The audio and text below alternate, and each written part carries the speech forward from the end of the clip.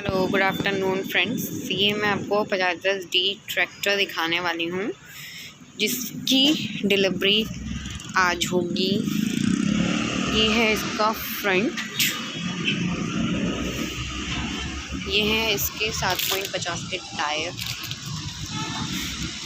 ये है इसका क्लच, ये है स्टीयरिंग है, ये आपके हैंड ब्रेक है, ये है गियर हैं, ये 14 के टायर हैं,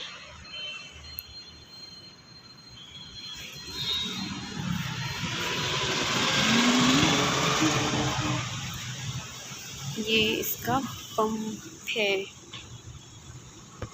ये ब्रेक हैं,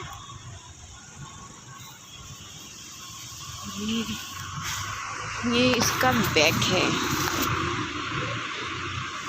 ये इसके इंडिकेटर हैं,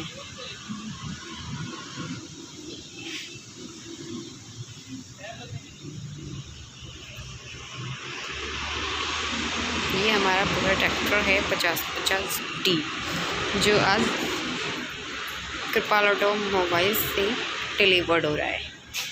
प्लीज़ लाइक करें, सब्सक्राइब करें, कमेंट्स में अपने कमेंट सेंड करें। Okay, thank you.